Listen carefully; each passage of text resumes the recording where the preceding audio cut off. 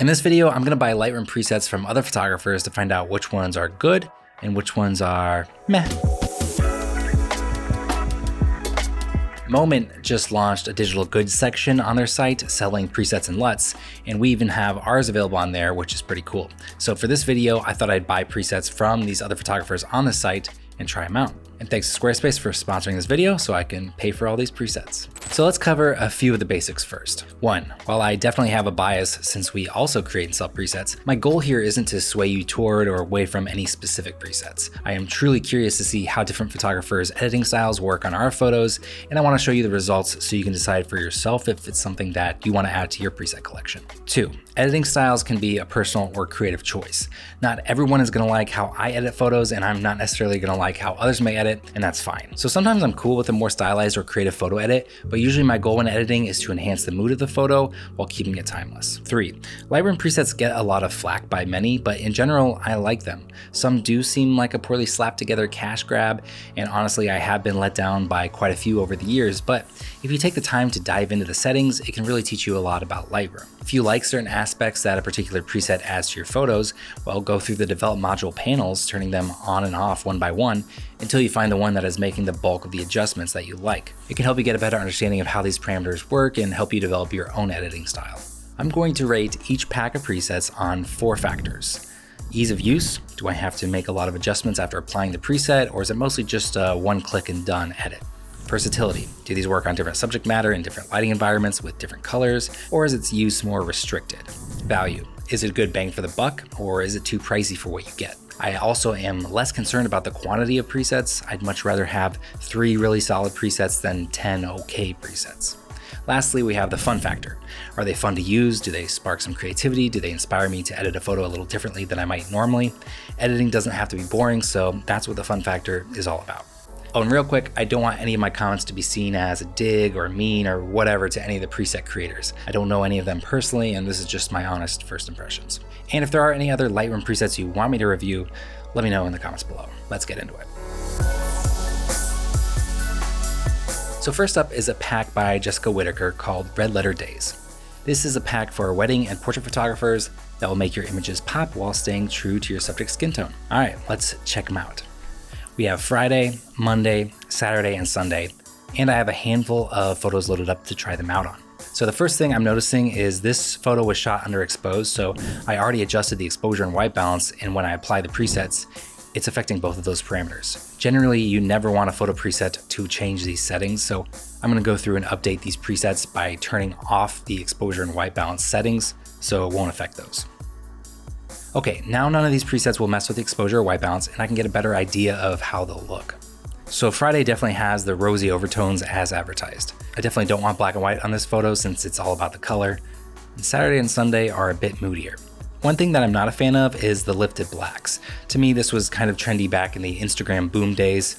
If we take a look at the tone curve, we can see that the whole tonal range is being squashed a bit on both ends. And generally, I like to keep the black point output value at 10 or under, so I'm gonna change that.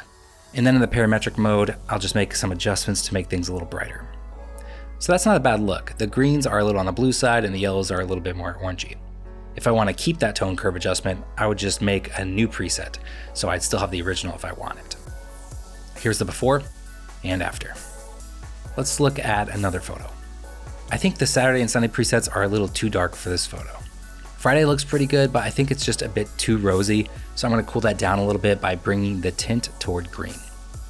And I'm also gonna increase the whites. This just adds a little more contrast and lightness to the image. Okay, let's look at one more photo.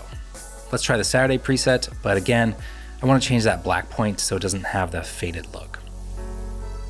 All right, it's a bit of a moodier, semi-desaturated look. Just for fun, let's try this out on a landscape photo. Yeah, the Sunday edit works pretty well. Okay, so now for ratings. For ease of use, I give this pack 3 out of 5. I think straight out of the box, there are some adjustments that I would make so that they work the best way possible. And if you're new to Lightroom, you may not be comfortable opening up all the panels to figure out what all you need to fix. For versatility, I give it a 3.5 out of 5. It is more for portrait photographers, but I think it can work pretty well in other types of photography too. I would appreciate more versatile looks with the color and tonality since 3 of the 4 presets are a bit on the moodier side, and the Friday preset is pretty rosy. So this collection is normally $59, which to me seems a little pricey, especially since the presets were affecting my white balance and exposure, and that to me is kind of a red flag. The black and white preset is really flat from a tone range perspective, so it would be nice to have another black and white preset to choose from. Fun factor also gets a 3 out of 5. To me, this pack is pretty middle of the road. It's not bad, but I don't think it's great either. I wouldn't want to edit an entire wedding with presets that were this stylized, so I would want to make my own tweaks. So if you aren't comfortable starting an edit from scratch, this could give you a decent starting point if you like the overall aesthetic. The next pack I'm looking at is the 70s by Maris Jones. This is made for street and lifestyle photographers who want an authentic 1970s filmic look. Let's check it out. Since the product page says it's made for street, I pulled up a photo I took in Hong Kong a few years ago. We have 5 different presets: 1970, 1972, 1974, 1977, and 1979. So yeah, as you can see, this is pretty extreme and stylized edit, but I believe that's the whole point. These presets do capture that softness you find in older film photos. I think both 1970 and 1972 are pretty interesting on this photo. I might try turning off the tone curve just to see what other look I can get from this. Yeah, so that's a bit toned down than the one straight out of the box. And that could be another preset variation that you create for yourself. Let's look at it on a portrait. This house is vintage to the max, so I feel like it would fit in with this 1970s theme. So let's try adjusting 1972 again. I kind of want to dial back this super warm cast.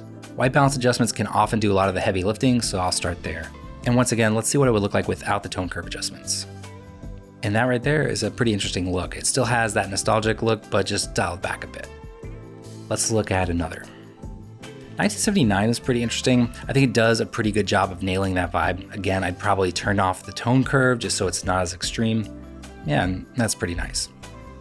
Okay, for ease of use, I'd give this pack 2 out of 5, mostly because you have a lot of different parameters all playing a role in creating this look, which can make it challenging to know what to adjust if you want to change something. For instance, you have tone curve, color grading, HSL, and calibration all having a huge impact on how this look is created, so it can take some time messing around to get it to be just how you want. Versatility is also 2 out of 5, and honestly, that's fine. Not every preset collection needs to work on everything, and I think it's pretty clear what you're buying when you get this pack. It does seem to struggle with skin tones, so if that's important to you, just know that you'll probably want to do a fair amount of adjustments on your own. Value gets a 4 out of 5. This pack retails for $30, and I think that's a fair price. I would have appreciated a few alternate presets that aren't as extreme, but it's fine. 4.5 out of 5 on my fun scale. Since these presets are very stylized, it can be pretty fun just to slap it on the right type of photo and see the results. In general, I think this pack accomplishes what it was made to do. Next up is Film 1 and Film 2 by Emilie Hofferber. These are individual presets, each sold separately, but I'm going to group them both together for this review. The product page says Film 1 is for landscape and portrait photographers, inspired by Portrait 400 film and designed to feel timeless. Film 2 looks like another variation of this, so we'll have to see what the differences actually are inside of Lightroom. And so one thing to note, these presets just came with a DNG file and no other template file, which is kind of weird. I'm assuming it was designed for Lightroom mobile users, so I just imported the DNG, which automatically loads all of the settings, and then created presets by just clicking the plus sign and selecting all of the parameters except white balance and exposure. Let's check them out on this photo. Film 1 really lifts the shadows and has a nice, clean, airy feel to it, which I really like.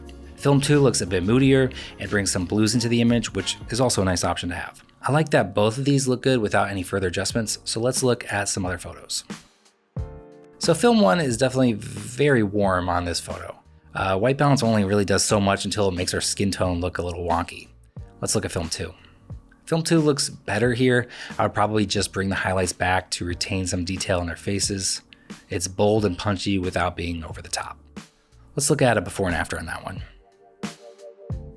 I think Film 1 makes the skin tone a bit too warm here. I also don't really like messing with the texture and clarity sliders too much on a preset just because I think those are more photo specific adjustments. Film 2 looks pretty good here, but it does feel a little too bright to me. I think once again, bringing down the highlights here helps with that. And then maybe just cool down the white balance a touch. And just for fun, let's look at these on a drone photo. I like Film 1. Generally, drone photos may need a little bit more work in the editing department, but all I'd probably do here is increase the dehaze amount so that it's a bit more punchy and dramatic. All right, let's rate these bad boys. For ease of use, they get a 4 out of 5. The main thing I dock points for is only including a DNG format with the download and having such a big adjustment to the texture slider. I just don't think it's generally desirable for portraits. Of course, these are all things that are easy to fix, but just worth noting. For versatility, I'd give these a 3.5 out of 5. The adjustments aren't so extreme that they feel too trendy, and they generally work well on different types of photos and lighting conditions. The Film 1 preset is a little warmer and bronzier, so where it worked really nicely on the first photo, on other portraits it didn't work as well. So these are both $15 a piece, which, I don't know, I think $30 for just 2 presets is a little steep, but that being said, I think they are fairly solid presets, and of course, it's better than having 10 mediocre presets for the same price. To me, the fun factor here is getting a solid starting point with just 1 click. If you only had money for 1, I think I would opt for Film 2. It's just a little less stylized and therefore more versatile. All right, next up is the Above Water collection from Kelsey Aloha. This pack is for outdoor adventure photographers from the mountains to the beach. Let's take a look. Okay, I pulled up a photo I took in Hawaii because I don't think it gets much more Aloha than this. We have 11 presets in this pack, so let's just scroll through them. So I think the Aloha looks really good here. It's bold, the greens and blues look really rich, so I like this one a lot. Let's look at some more photos. Once again, I'm noticing on this underexposed image, these presets are messing with the exposure, which is not ideal, so I'm just gonna go through and fix that really quickly. All right, now let's see what we got. So I think Kai looks pretty good here. Once again though, I don't really like that lifted black look that I see on a lot of these, so I'm gonna lower that black point. So now the problem is the tone curve is pretty flat and there isn't much character to the tonal range. I would probably make my own adjustments here just to give it a little bit more character in the contrast. I always prefer getting the tone curve just how I want and then lowering the overall contrast to balance things out. But here we have it. I think it looks pretty nice. I do want to see it with a human element though, just to see how well the presets work with that. All right, so none of these really stand out to me. They all have that faded look and the skin tone looks kind of muddy on a lot of these. One thing I noticed is that the tone curve is almost identical across all 11 presets, which I guess I'm looking for just more tonal variety with this many presets.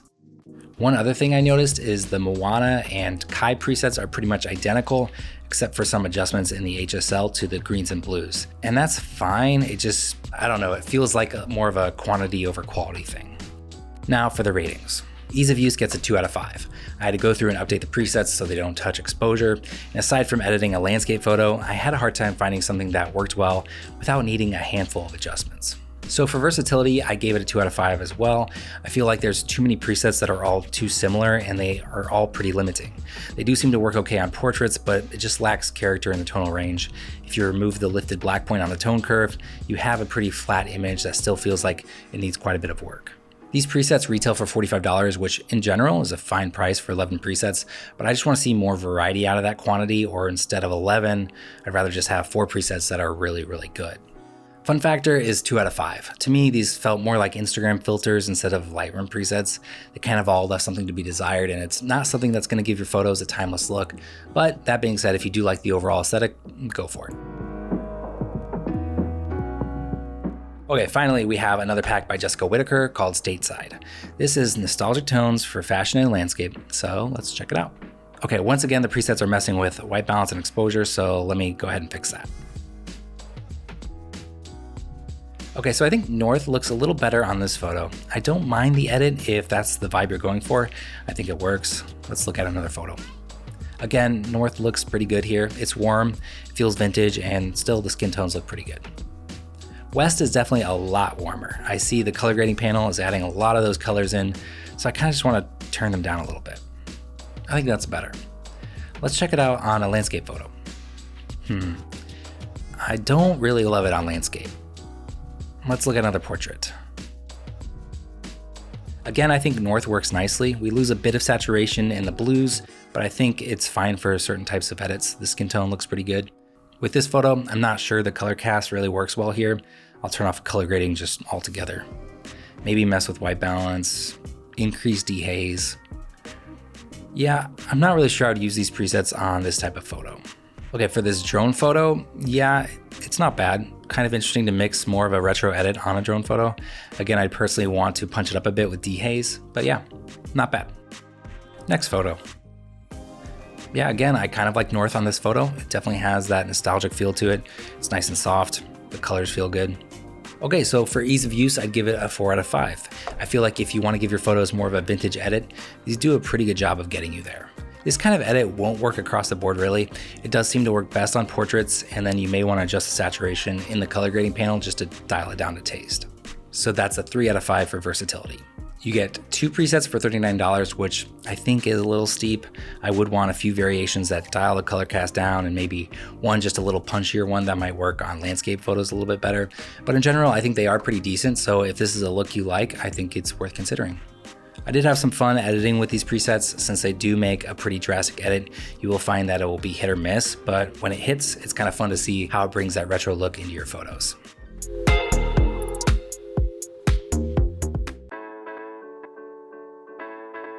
Okay, ready? Now. Squarespace! All right, my first time making a website. I'm a little nervous, but I'm excited. Let's do this. I'm already done making my website. Are you surprised? I am. I'm really impressed with Squarespace's blogging tools. Yay. Whoa, they've got email campaigns? I'm totally gonna send one. That was totally worth it. Look at all this traffic overview. It's all right here.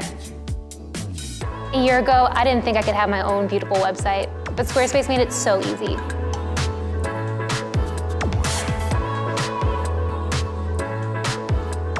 Thank you. This year, give yourself the gift of your own beautiful website with Squarespace and save 10% when you use the code MangoStreet at checkout. Head to the link in our description to get started. All right, I know that was a pretty long video, but if you watched this far, I'm hoping that you liked it. If there are any other presets out there that you want me to review, let me know in the comments below. If you want to check out Moment's new preset shop where I got all these presets, I'll put the link in the description. And of course, we'd love for you to check out our Lightroom presets too while you're over there. They're all 5 out of 5 stars, guaranteed. All right, that's it for this video. See you in the next one.